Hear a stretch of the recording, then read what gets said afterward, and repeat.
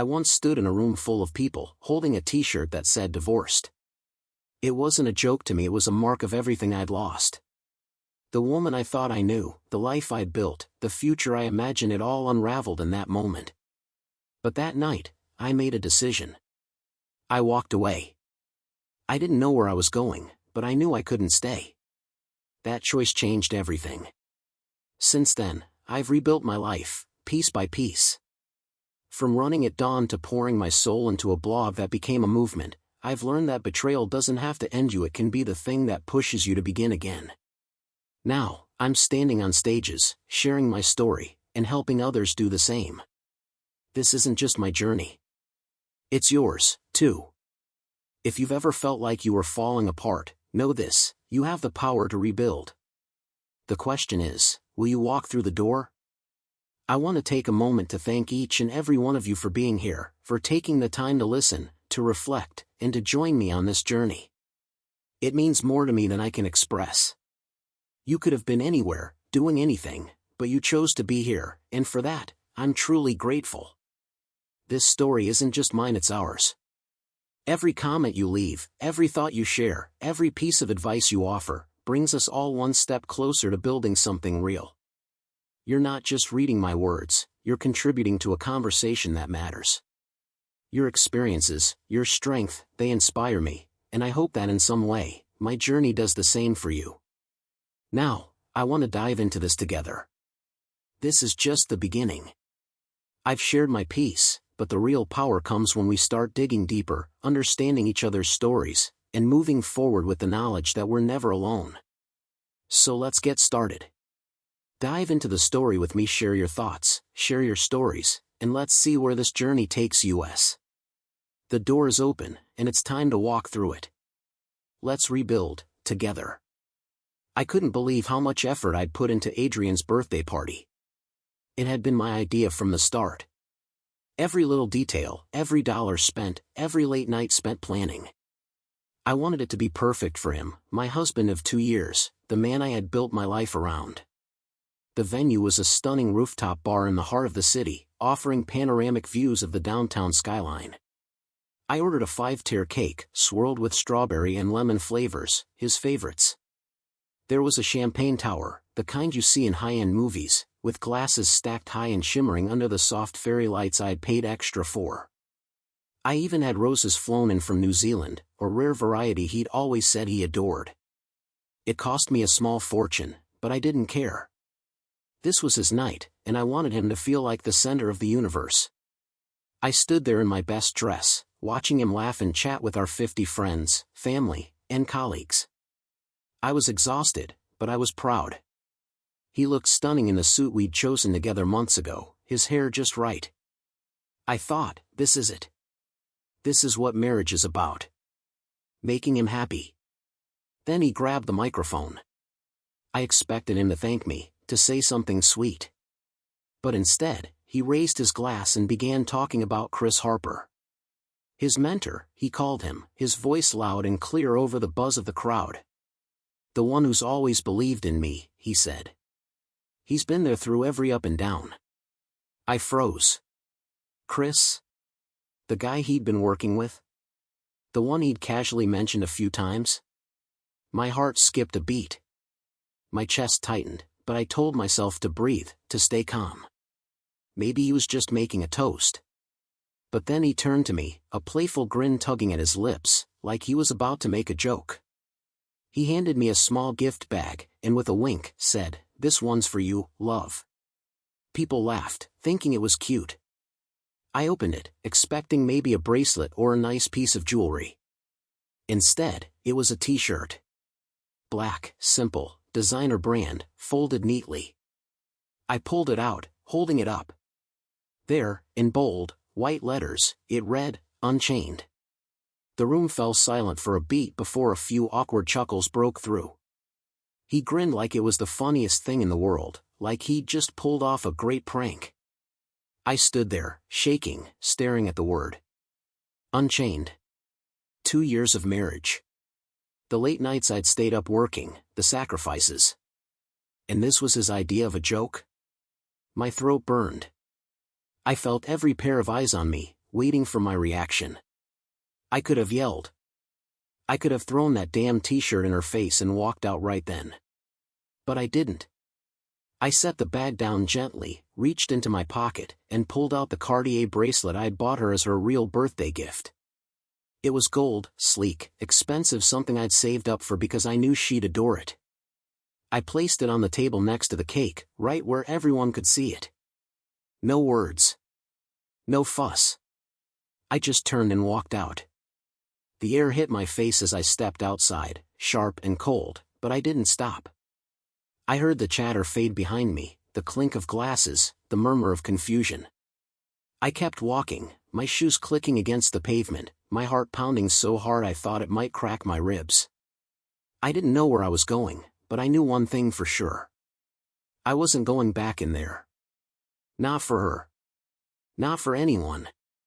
That t-shirt wasn't just a joke. It was a declaration. And I wasn't about to stand there and take it.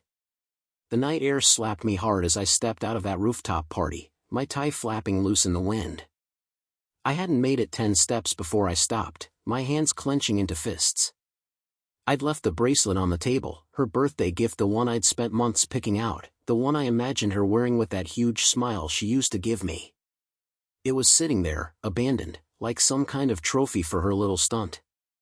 And that t-shirt, unchained, kept flashing in my mind, those bold letters burning into my skull. I couldn't leave it like that. I couldn't let her have the last word, not after she humiliated me in front of everyone we knew. So I turned around.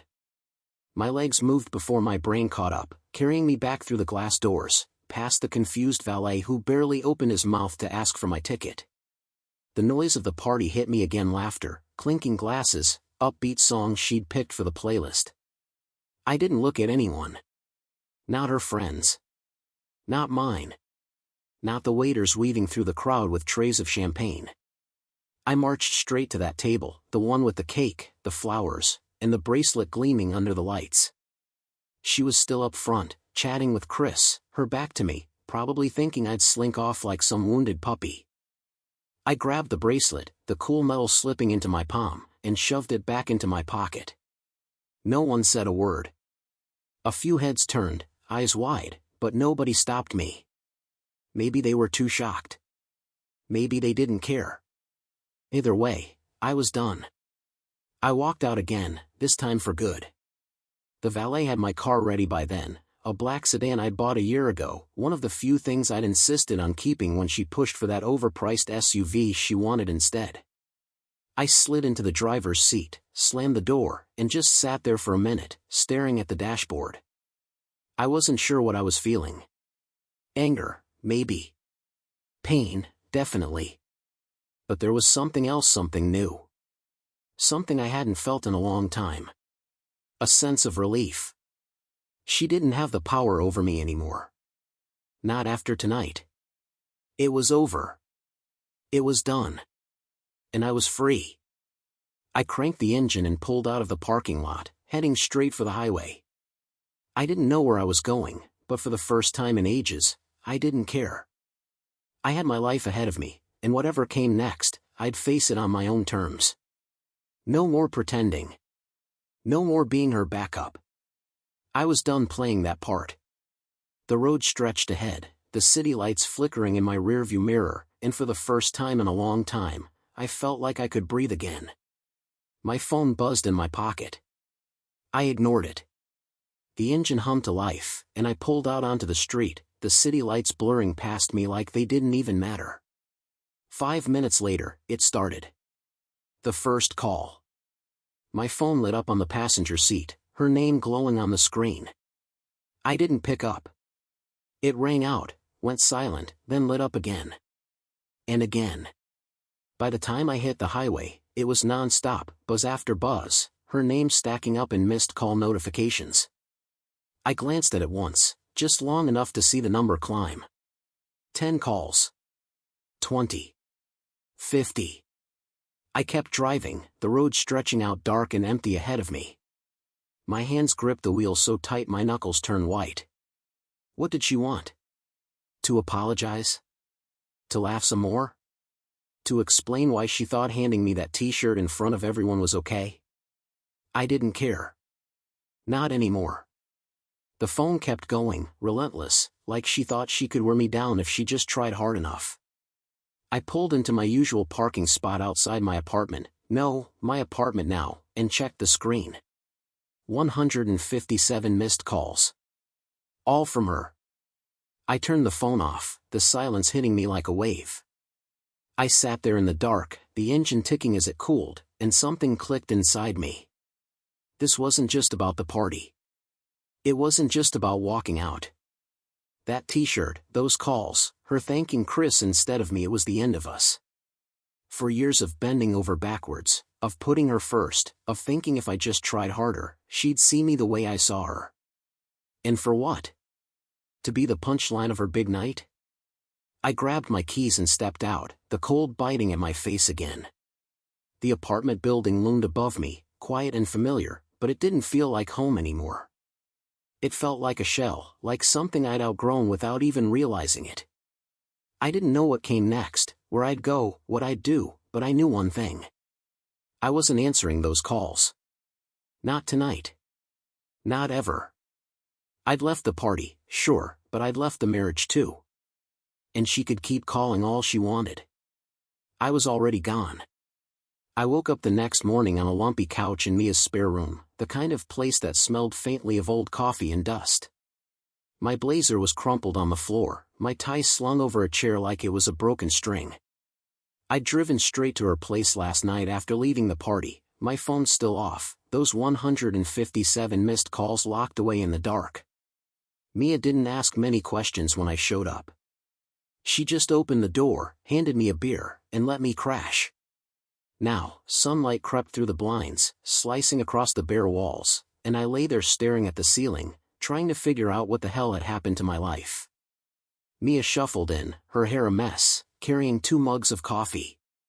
She set one on the table next to me, the steam curling up in lazy swirls, and sat down in an armchair that creaked under her weight.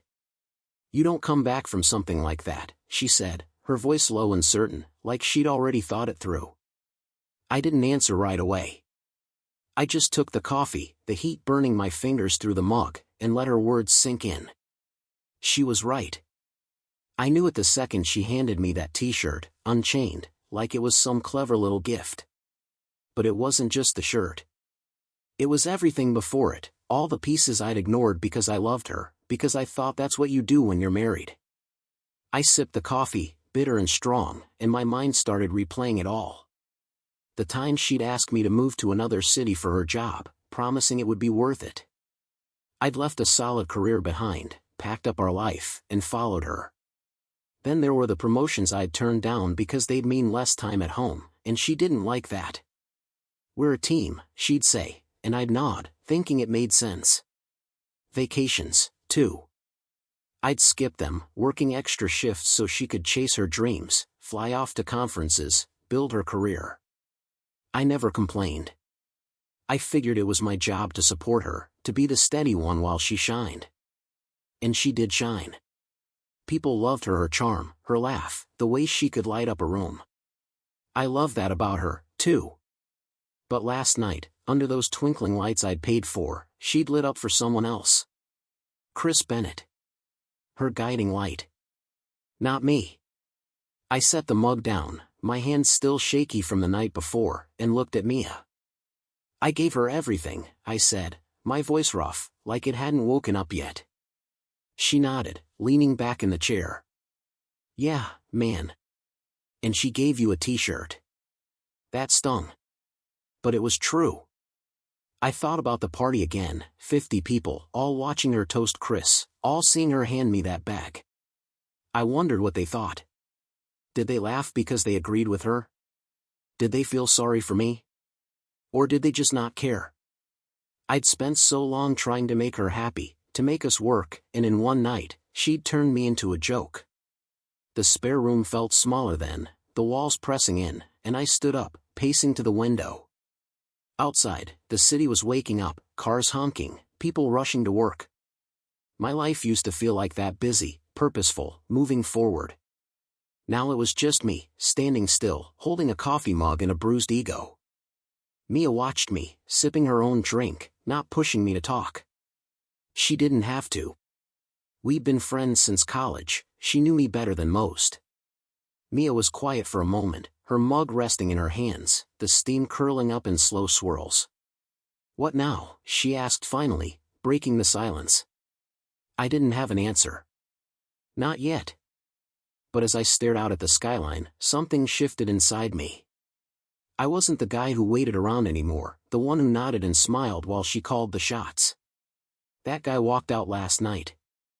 The bracelet was still in my pocket, I felt its weight against my leg, a reminder of what I'd taken back. Maybe Mia was right. You don't come back from something like that. But maybe you don't have to. Maybe you just keep walking, figure out who you were without the weight of someone else's spotlight. I turned to her, my jaw tight. "I'm done being disposable," I said. She raised her mug. "Good. About time." I didn't turn my phone back on for 2 days after the party. Those 157 missed calls sat there, waiting, but I wasn't ready to face them, or her. I stayed at Mia's, sleeping on that creaky couch, waking up to the sound of her coffee maker gurgling in the kitchen. It was quiet there, simple, and for the first time in years, I didn't feel like I had to be anywhere or do anything for someone else. But I couldn't hide forever. I had a life to sort out, a marriage to end, and I wasn't about to let it drag on louder than it already had. So I made a call not to her, but to Clara Mendez, a lawyer I'd heard about through a guy at work. She was sharp, tough, the kind of woman who didn't mess around. We met at her office downtown, a small space with big windows and stacks of files on every surface. She didn't smile much, just shook my hand and got straight to it. "What's your goal here?" she asked, pen poised over a notepad. I leaned back in the chair, the bracelet still in my pocket like a stone I couldn't shake. "I want out," I said. "Clean. Quiet. No drama," I added. She nodded, like she'd heard it 100 times before. "Good. I don't do loud divorces. They're a waste of time." I liked her already. I told her about the party, the t-shirt, Chris, everything. She didn't flinch, just scribbled notes and asked questions. How long we'd been married, what we owned, who paid for what. I told her I'd covered most of it: the apartment, the cars, the party itself. Clara raised an eyebrow but didn't comment. By the end of the hour, she had a plan. "We'll file quietly," she said. "No public mess. You keep what's yours, she keeps what's hers. If she fights, we'll deal with it." I trusted her. She had this edge, like she'd seen too many marriages fall apart to care about the theatrics. For her, it was business. For me, it was survival. I left Clara's office feeling lighter, like I'd handed over a weight I didn't know I was carrying. That night, I moved back into the apartment, my apartment, though it didn't feel like ours anymore. Lena wasn't there, probably at her sister's or some friend's place, licking her wounds after I didn't pick up. I didn't care where she was. I just wanted my space back. The next morning, I went to work. I'd taken a day off after the party, but now I was ready to dive in. My job wasn't glamorous, project management at a marketing firm, but I was good at it. I walked into the office, past the cubicles and the coffee machine, and sat at my desk. My inbox was a mess, but I didn't mind. I started sorting through emails, flagging the urgent ones, setting up meetings. It felt good to focus on something I could control. Around noon, my boss, Nick, stopped by. He was a big guy, loud voice, always wearing ties that didn't quite match his shirts. "You're back," he said, leaning against my desk. "Heard you had a rough weekend." I shrugged. "Something like that." He didn't push, just tapped the folder he was holding. "Got a new client. Tough one. You want it?" I looked up at him. Normally, I'd hesitate.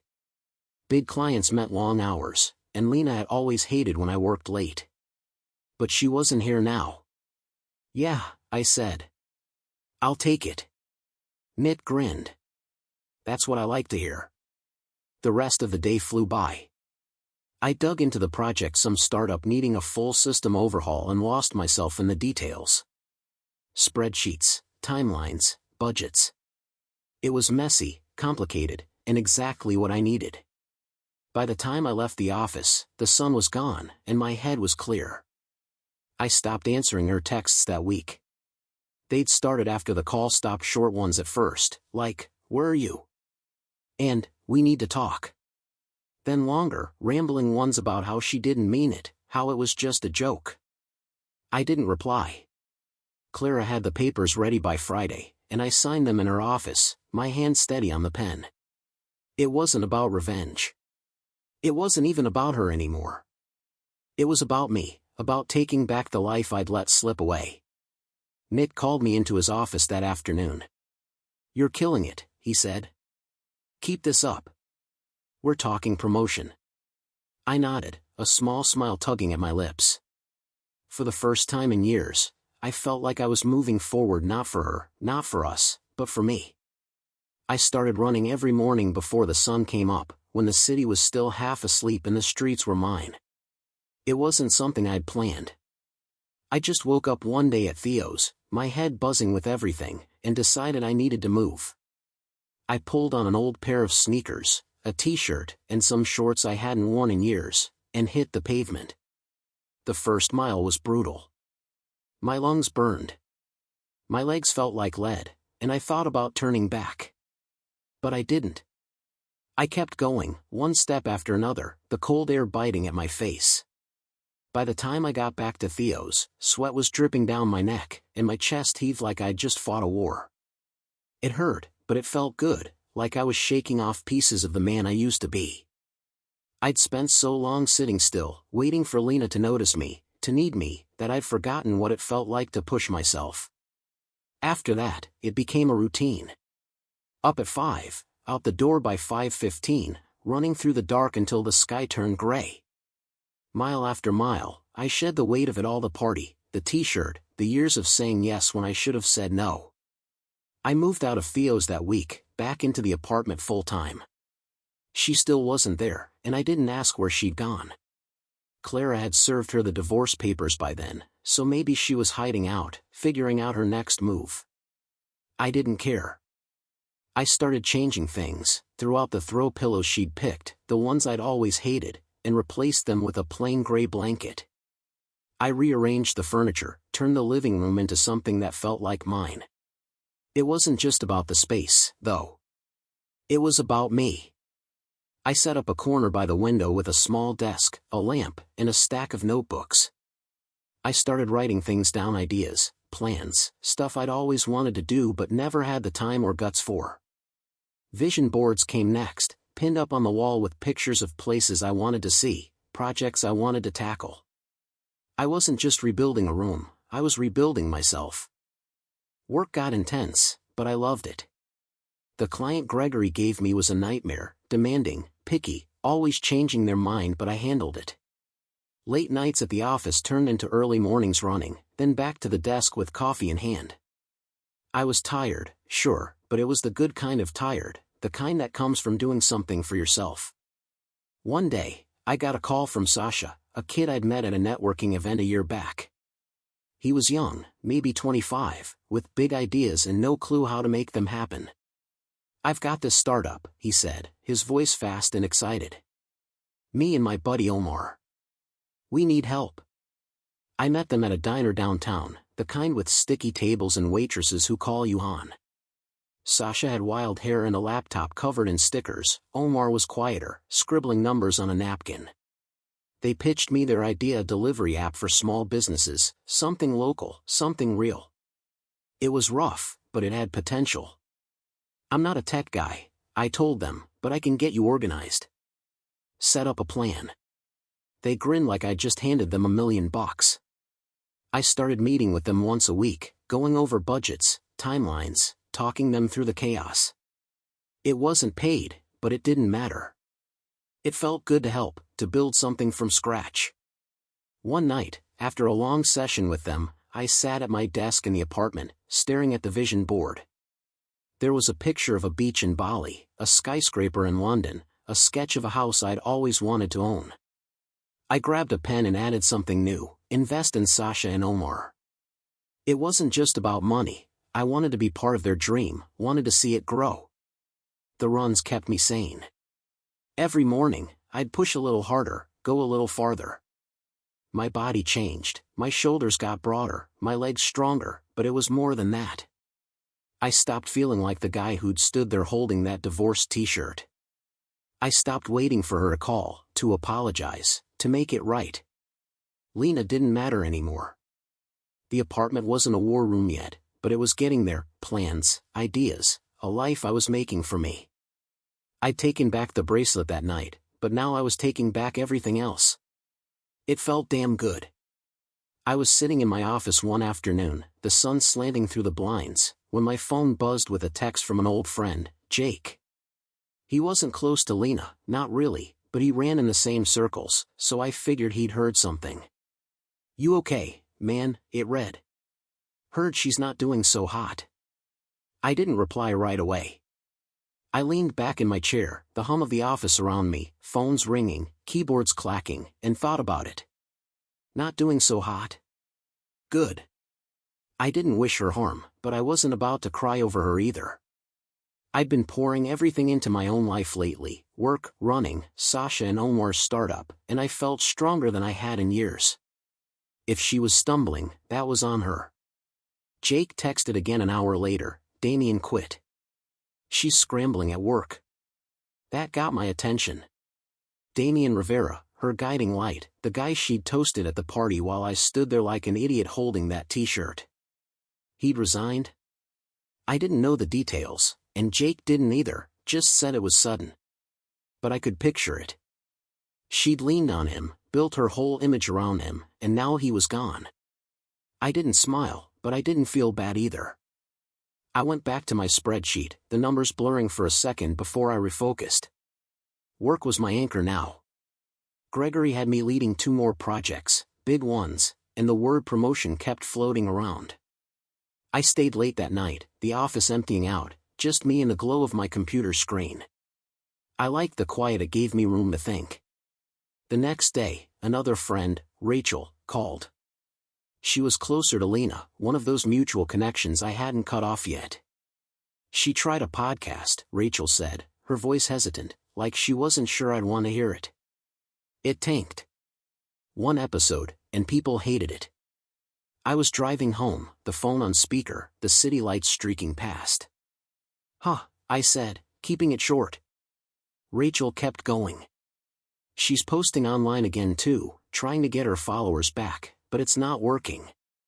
People keep bringing up the party." I gripped the wheel a little tighter. The party. That damn t-shirt. I didn't say much, just let Rachel talk until she trailed off. "Thanks for the update," I said, and hung up. I didn't need to hear more. Lena was falling apart, piece by piece, and I wasn't surprised. She'd always been good at shining when things were easy, when someone else, me, Damien, whoever was holding her up. Now the props were gone, and she didn't know how to stand. Meanwhile, my life was taking off. Gregory called me into his office a week later, slapped a folder on his desk, and said, "You're speaking at a seminar next month. Local business thing. They asked for you." I blinked. "Me?" He laughed, that big, booming sound of his. "Yeah, you. You're killing it lately. People notice." I walked out of there feeling 10 feet tall. A seminar wasn't huge, but it was mine, something I'd earned. Then came the big one. An email landed in my inbox from a guy I'd met at a conference years back, some hotshot professor type. "We're hosting a business summit in Dubai," it said. "Love for you to guest lecture. Your name's been coming up." Dubai. I stared at the screen, the words sinking in. I'd gone from the guy who paid for her party to the guy getting invites halfway across the world. I said yes, obviously. That night, I met Sasha and Omar at the diner again. Their app was moving slow, messy, but moving, and I'd put some money in, a small chunk from my savings. "You're like our secret weapon," Sasha said, grinning over his fries. Omar nodded, quieter but just as excited. I felt useful, needed, in a way I hadn't with Lena. Back at the apartment, I added Dubai to my vision board, right next to Thailand and the house sketch. The runs kept me steady every morning, pounding the pavement, my breath fogging in the cool air. I was up to 6 miles now, my body leaner, my mind sharper. She was fading her job, her podcast, her online cloud, and I was rising. Seminars, lectures, startups. The world that used to spin around Lena was turning toward me, and I wasn't looking back. I didn't hate her. I didn't even think about her much. But knowing she was struggling while I was climbing, that felt like just as quiet and clean, the kind I didn't have to fight for. I was sorting through some old files in the apartment one evening, the lamp casting a warm glow over my desk, when I found it. An envelope tucked between a stack of tax returns and some random receipts. It wasn't from Clara or anything official. It was handwritten, Lena's familiar loopy script spelling out my name on the front. I froze for a second, my fingers hovering over it. I hadn't heard from her in weeks, not since the text stopped and the divorce papers were signed. Part of me wanted to toss it straight into the trash, unopened, but curiosity got the better of me. I slid it out, the paper crisp and heavy, and unfolded 4 pages of her words staring back at me. I sat down, the chair creaking under me, and started reading. I didn't mean it, she wrote first, her pen pressing hard into the paper like she needed me to feel it. The t-shirt was supposed to be funny, a stupid joke. "I didn't think you'd leave." I stopped there, my jaw tightening. A joke. That's what she called it, even now, 60 people watching, Chris smirking beside her, me holding that divorced shirt like some prop in her comedy show. I kept going. She filled the pages with apologies, excuses, memories. "Remember the beach trip 2 years ago?" She wrote. "You carried me through the sand when I twisted my ankle. We were good then." Yeah, we were. I remember that day sunburned, laughing, her clinging to my back as waves crashed around us. But that was before the moves, the sacrifices, the slow drift where I became the guy who paid for things while she chased her spotlight. She went on, her tone shifting, softer. "I miss you. I didn't realize how much I needed you until you were gone." I set the letter down for a minute, staring at the wall. Needed me? She'd needed me to plan her party, to fund her dreams, to stand there while she thanked Chris. But me. The real me, not the husband who said yes to everything. She hadn't needed that guy in a long time. I picked it back up, flipping to the last page. "I'm sorry," she wrote, over and over, like a chant. "I messed up. I want to fix it." Fix it? I almost laughed. What was there to fix? The marriage was done, papers signed, apartment split, her stuff gone. She'd handed me that t-shirt and thought I'd just shrug it off. Come back, keep playing my role. I read it all once, start to finish, then folded it neatly in half. I didn't rip it up or burn it like some dramatic movie scene. I just opened the drawer next to my desk, the one with my birth certificate, my passport, a few old photos, and slid it in there. It wasn't trash, not exactly.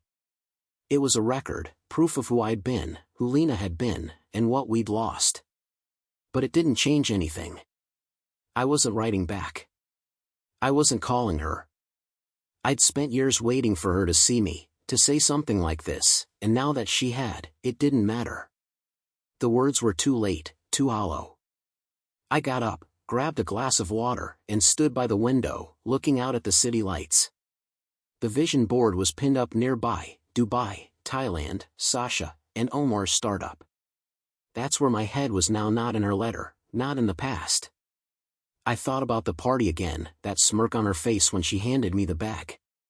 She hadn't meant it. Bull. She'd meant every second of it, meant to show off, to flex her new life with Chris in front of everyone.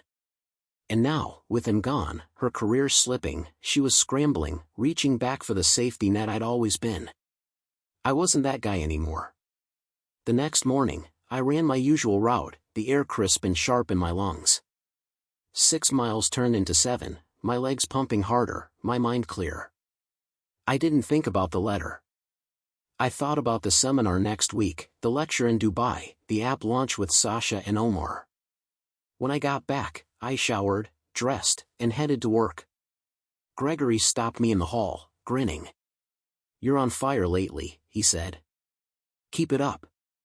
I nodded, feeling the weight of it. Not her weight, not anymore, but mine. The letter stayed in the drawer, a ghost I didn't need to fight. She could miss me all she wanted. I was done missing her.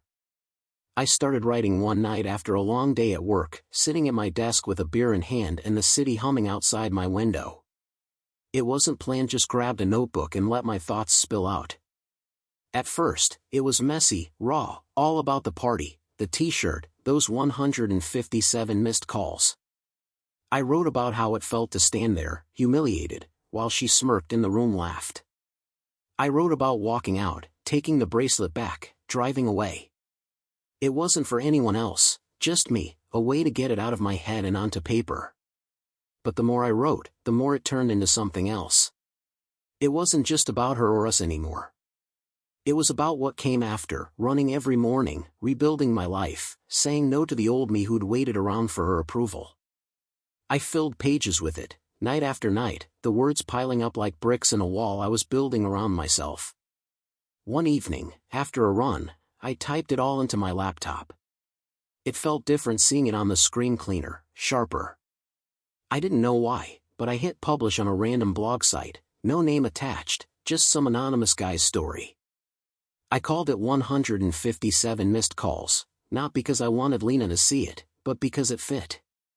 Then I forgot about it. A week later, I checked the site. There were comments, dozens of them. "This is my life," one said. "I felt every word," said another. People I didn't know, from places I'd never been, were reading it, connecting to it. I sat there, staring at the screen, my heart thumping. It wasn't just my story anymore, it was theirs too. I kept writing. Every few days, I'd post something new: how I started running to feel alive again, how work became my lifeline, how I stopped caring what Lena thought. The blog grew. Hundreds of views turned into thousands. Emails started coming in, people thanking me, asking questions. "How did you move on?" One asked. "What do you do when you feel stuck?" Another wrote. I answered them, not as some expert, but as me, someone who'd been there, who'd figured it out one step at a time. It wasn't about Lena falling apart or me getting revenge. It was about choosing myself, about waking up every day and building something new. One morning, over coffee with Theo, I told him about it. "It's a blog," I said, shrugging like it was no big deal. "People like it." He raised an eyebrow, smirking. "You're a writer now, Mr. Big Shot?" I laughed. "Nah, just a guy with a laptop." But it was more than that. The next week, a woman stopped me at a coffee shop downtown. "Are you the 157 guy?" she asked, her eyes wide. I froze, cup halfway to my mouth. Maybe."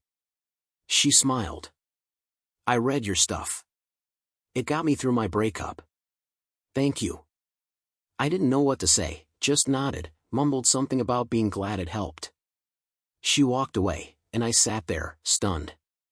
It was real now, not just words on a screen. People were finding me, recognizing me. The blog turned into a movement. I started a newsletter, then a social media page. 157 missed calls became a thing. Readers called it that, shared it, made it their own. Companies reached out, asking me to speak, to write for them. I said yes to a few small gigs at first, like a local workshop where I talked about rebuilding after betrayal. 50 people showed up, hanging on my words, clapping when I finished. Then bigger ones came, panels, podcasts, a guest post for a magazine. I wasn't anonymous anymore. I put my name on it, owned it. Sasha and Omar got in on it too. "You should brand this," Sasha said one night at the diner, his laptop open to the app's latest numbers. "T-shirts, man. Not divorced, but something better. I laughed, but he was serious. We tossed ideas around, and I liked it not for money, but for meaning. Rebuilt, I said finally. That's the word. They nodded, and a week later, I had a prototype of black shirt, simple white letters. Rebuilt. It wasn't about Lena. It was about me, about everyone who'd read the blog and found their way back. The movement grew, and I grew with it. I wasn't just the guy who walked out anymore. I was the guy who kept going. It was pouring rain one evening when I heard the knock on my apartment door. I was in the middle of tuning my guitar, something I'd picked up again after years of letting it gather dust. The sound was sharp, insistent, 3 quick raps over the drumming of water against the windows. I set the guitar down, my stomach tightening for no reason I could name, and walked over. When I opened the door, there she was. No umbrella, no coat, just Lena standing there, soaked to the bone. Her hair clung to her face, mascara streaking down her cheeks, and for a second, I didn't recognize her, not the polished version I'd known, the one who'd smirked at me under those party lights. She looked small, fragile, like the rain had washed away everything she used to be. "Can I come in?" she asked, her voice barely above a whisper. I didn't say anything at first, just stepped aside and let her walk past me. She dripped onto the floor, leaving little puddles by the couch, but I didn't care about that. I shut the door and turned to face her, arms crossed, waiting. She didn't sit, just stood there, hugging herself like she was cold. "I miss you," she said finally, her eyes locked on mine. "We were good." I didn't move. Didn't blink. The words hung there, heavy and wet, but they didn't hit me like they might have once. "No," I said, my voice steady. "I was good. You were lucky." She flinched, like I'd slapped her, and then the tears came quiet at first, then louder, her shoulders shaking. "I messed up," she said between sobs. "I know that. The party, Chris, all of it. I was stupid. I didn't mean to lose you." I watched her, this woman I'd loved for years, crying in my living room, and I waited to feel something, anger, pity, anything. But it didn't come. I'd already felt it all, the hurt, the betrayal, the slow burn of realizing I'd been invisible to Lena. I'd worn us down months ago, mile by mile on those morning runs, page by page in my blog. She kept going, words tumbling out. "I thought I could do it without you.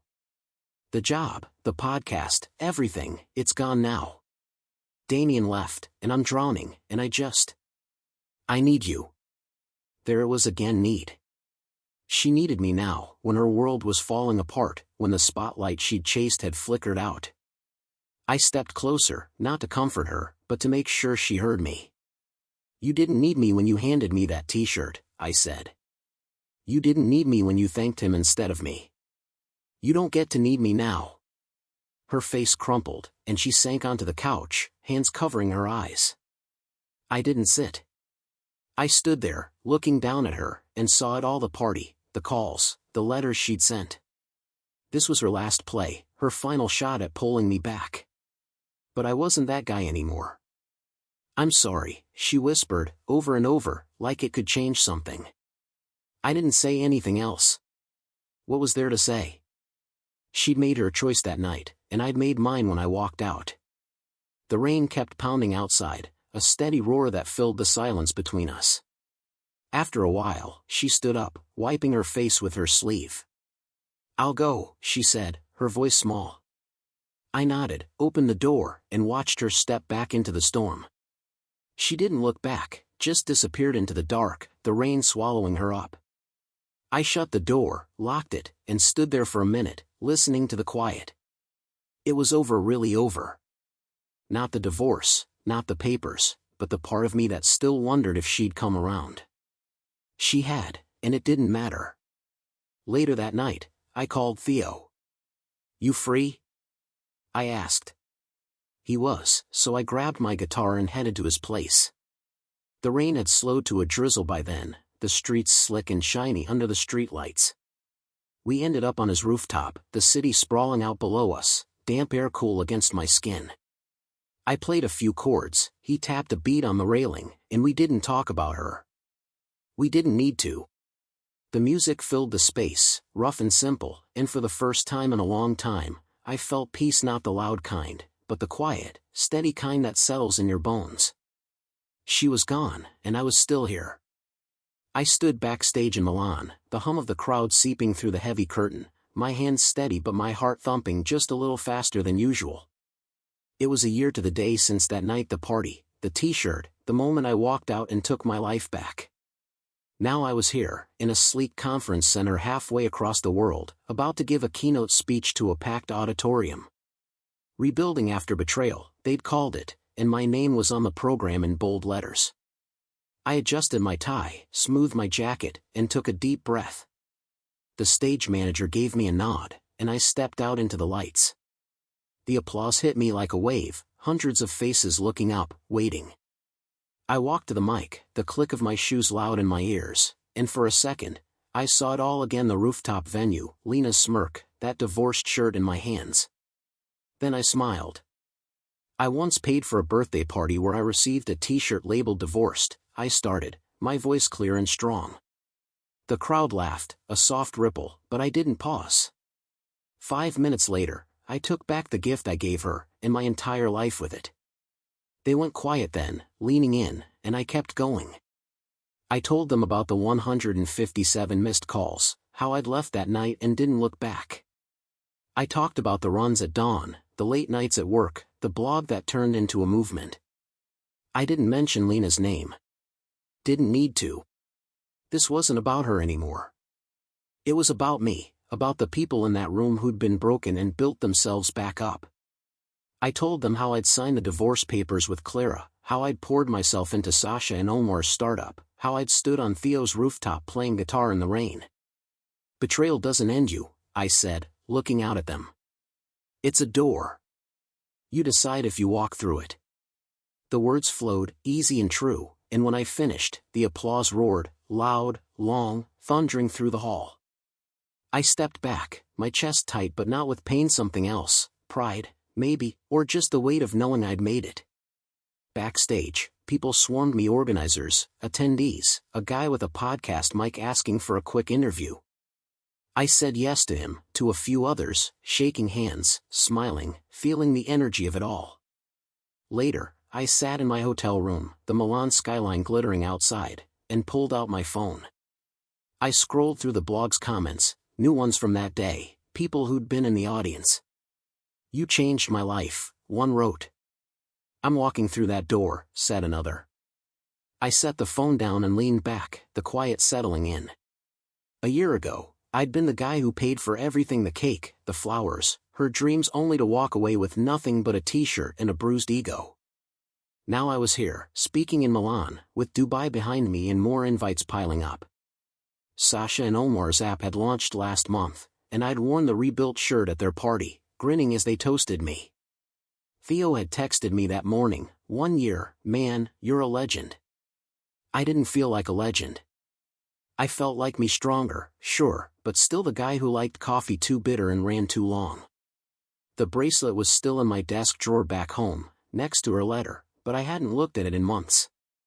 It didn't matter anymore. Lena didn't matter. I'd heard through Rachel she'd moved somewhere new, started over, but I didn't ask for details. That chapter was closed. I got up, poured a glass of water, and stood by the window, the city sprawling out below me. The horizon stretched wide, endless, and I thought about what came next: more speeches, maybe a book, helping Sasha and Omar grow their business. The blog was a brand now, 157 missed calls, a rallying cry for people like me who'd turned pain into power. I'd answered one call that night, the one I made to myself when I walked away. It wasn't about revenge, never had been. It was about reinvention, about choosing to keep going when the world expects you to fall. The crowd's applause still echoed in my head, not for her, not for us, but for me. I raised my glass to the skyline, a silent toast to the man I'd become, and knew I'd never stop walking forward. I've shared my story, the struggles, the moments of doubt, and the triumphs. But I want to hear from you now. If you've ever felt like you were drowning, like life handed you a broken piece you weren't sure you could rebuild, I want you to know you're not alone. I've been there, and I've made it through, so can you. I'm not asking for sympathy or pity. I'm asking for strength. I want you to take what you've learned from your own battles and share it with me, with all of us. I've started this journey, but it's not just mine, it's ours. Your stories, your victories, they matter. Your advice, your thoughts, your comments, they matter. When life knocks you down, it's easy to want to stay down. But here's the truth, you decide when it's time to get back up. You decide what your next step looks like, and you get to choose the path you take. For me, it was about turning pain into purpose. But for you? It could be something completely different.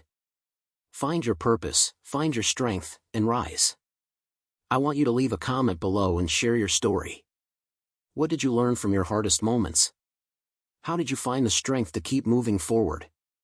What's one piece of advice you would give to someone going through their own battle? Remember, we don't rebuild alone. We rebuild together. And together, we can turn the pain into power, the failures into lessons, and the past into a launching pad for something incredible. Don't let this moment slip by. Leave your mark. Share your thoughts. Let's rise, together.